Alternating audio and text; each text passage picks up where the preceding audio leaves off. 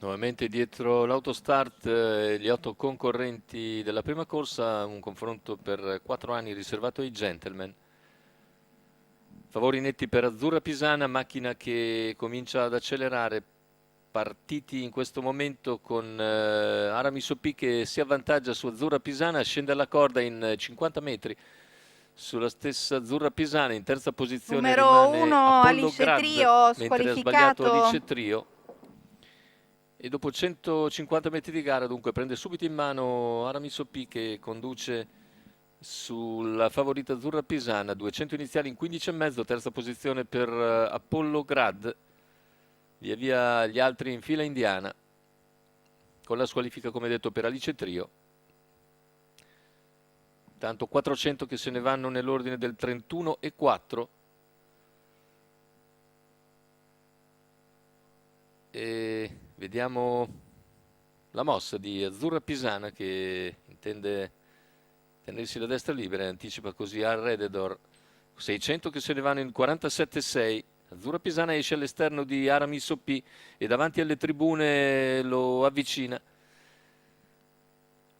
ulteriormente per cercare l'aggancio dopo 800 metri. Lungo la corda invece Apollo Grad prova a mantenere il ritmo dei primi due. All'esterno c'è Alrededor, parziale in 14,9 davanti alle tribune. 1-2 e mezzo il passaggio agli 800 e i due davanti si staccano, prendono un paio di lunghezza agli avversari. 1,17,6 il chilometro, in vantaggio Aramis OP. Azzurra Pisana attacca però a 500 dalla conclusione, i due seguiti da Alrededor che scende terza alla corda, superando Apollo Grad. 400 al palo, il paletto dei 400 in 14,2. E al Redditor rimane in schiena ai due e accenna addirittura a spostare in terza ruota quando siamo a metà della curva finale.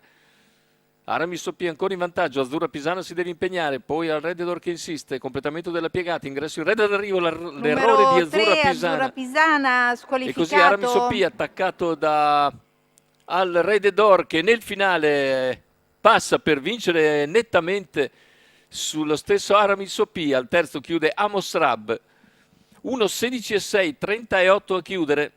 Si interrompono così le serie vincenti di Azzurra Pisana e di Aramis OP, tutto a vantaggio di Al Rededor che invece vince molto bene in modo anche davvero brillante, correndo all'esterno scoperto per gran parte della gara, poi terza ruota sull'ultima curva per passare e vincere, ripetendo così il recente successo ottenuto sulla pista un mese fa circa, sulla pista bolognese. Quindi seconda vittoria consecutiva per Alrededor. Simone Ammannati in sediolo per il training di Andrea Baveresi, la quota di 8,46.